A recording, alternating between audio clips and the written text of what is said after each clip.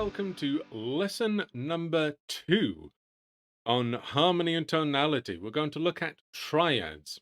Now, triads are the most common kind of chords, the most simple kind of chords, and it consists of 3 notes. Triad, obviously meaning 3.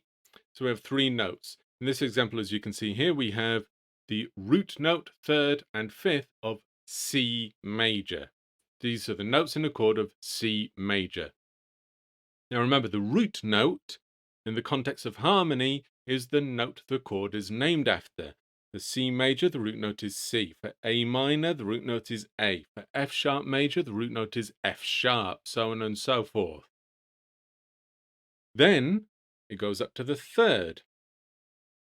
And in a major chord, the interval from the root note to the 3rd will always be major.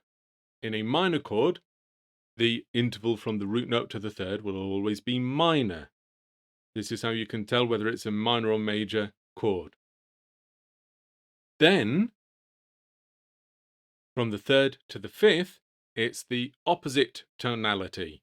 So for a major chord, the interval from the 3rd to the 5th will be minor. For a minor chord, the interval from the 3rd to the 5th will be major. So, for C major, we have root note. Up to the 3rd is a major 3rd. Interval from the 3rd to the 5th is a minor 3rd. So we have root note, major 3rd, minor 3rd.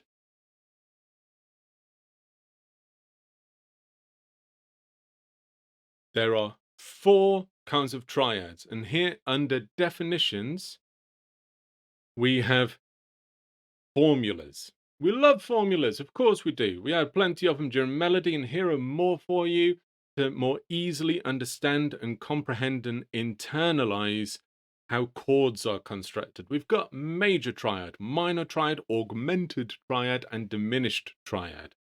First of all, C major. We've got the root note, then major 3rd, then minor 3rd.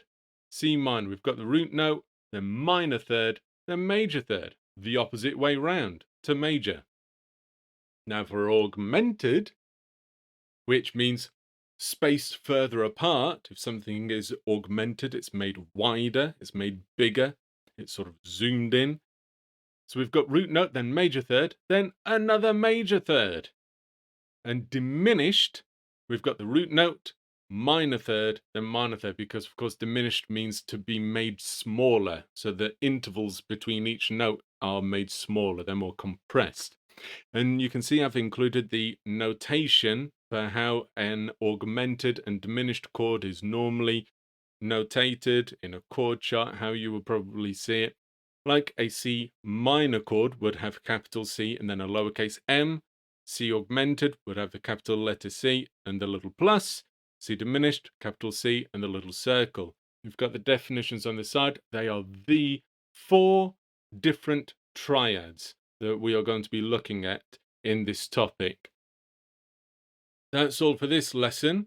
We have covered triads. We've analyzed how they're made up with the different intervals of major thirds and minor thirds, and we have looked at the 4 different kinds of triads that we're going to cover in this topic, and we have got the formulae for them as well. Experiment with them, see how they sound, try putting some together, and we're going to look at how they can be put together throughout the rest of these lessons. So follow me on to the next lesson, where we are going to look at how we can better organize chords from a chord chart to start constructing music.